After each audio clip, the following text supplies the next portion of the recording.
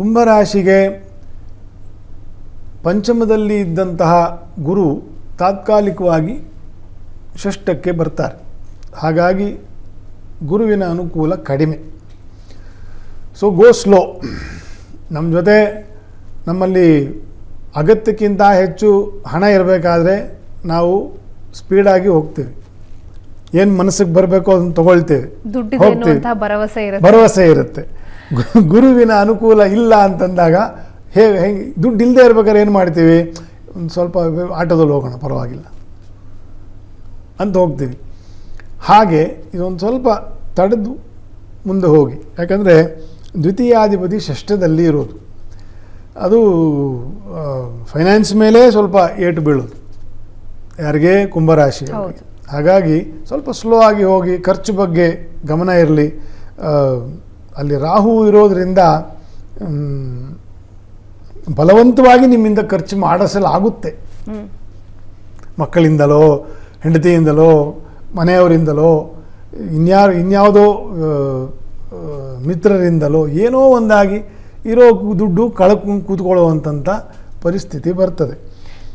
ಸಾಡೆ ಸಾತಿಯ ಕೊನೆಯ ಹಂತ ಕುಂಭರಾಶಿಯವರಿಗೆ ಆರಂಭದಲ್ಲಿ ಒಳ್ಳೆಯದಾಗದೇ ಇದ್ರೆ ಕೊನೆಯ ಹಂತದಲ್ಲಿ ಒಳ್ಳೆಯದಾಗತ್ತೆ ಅಂತ ಹೇಳಲಾಗತ್ತೆ. ಹೌದಾ? ಹೌದು ಹೌದು ಹೌದು. ಆದರೆ ಶನಿಯು ಮೀನರಾಶಿಯಲ್ಲಿ ಗುರುವಿನ ಮನೆ ಆದ್ದರಿಂದ ಅವನು ಮಾರಕನಲ್ಲ ಅಂತ ಅದಕ್ಕೆ ಅರ್ಥ. ಅದು ದೋಷಗಳು ಕಡಿಮೆ ಆಗ್ತದೆ ಅಂತ ಅಷ್ಟೇ.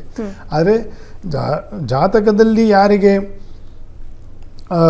ಶನಿಯ ದೋಷ ಇರ್ತದೋ, ಷಷ್ಠದಲ್ಲೋ ಅಥವಾ ಶತ್ರುವಿನೊಂದಿಗೋ ಅಥವಾ ಪಂಚಮದಲ್ಲೋ ಕುಜನನ್ನು ಬೆರೆತ ಅಂದರೆ ಶತ್ರುವನ್ನು ಬೆರೆತ ಶನಿಯು, ಈ ರೀತಿಯ ದೋಷಗಳು ಇರಬೇಕಾದ್ರೆ, ಸಾಡೆ ಸಾತಿ ಇರಬೇಕಾದ್ರೆ ಅವರಿಗೆ ಬಹಳ ಕಷ್ಟ ಆಗ್ತದೆ,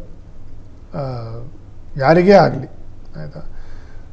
ಸೊ ದ್ವಿತೀಯದಲ್ಲಿ ಶನಿಯ ವಕ್ರಿ ಸಂಚಾರವು ಇರೋದರಿಂದ ಕುಂಭರಾಶಿಗೆ ಕೆಲವೊಂದು ಕೆಲಸ ಕಾರ್ಯಗಳಲ್ಲಿ ಟೆಕ್ನಿಕಲಿ ಸ್ಪೀಕಿಂಗ್, ಎಂಜಿನಿಯರಿಂಗ್ ಲೈನಲ್ಲಿರೋರು, ಡಿಜಿಟಲ್ ಲೈನಲ್ಲಿರೋರು, ತಾಂತ್ರಿಕ ಕೌಶಲವನ್ನು ಹೊಂದಿರತಕ್ಕಂಥ ಜನ, ಇವರಿಗೆಲ್ಲ ಬೇರೆ ಬೇರೆ ಅವಕಾಶಗಳು, ಬೇರೆ ಬೇರೆ ಅನುಕೂಲಗಳು ಆಗ್ತಕ್ಕಂಥದ್ದು ಫಲ ಉಂಟು ಶನಿಯ ದ್ವಿತೀಯದಲ್ಲಿರಬೇಕಾದ್ರೆ.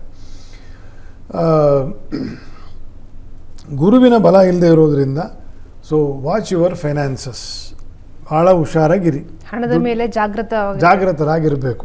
ಆಯಿತಾ?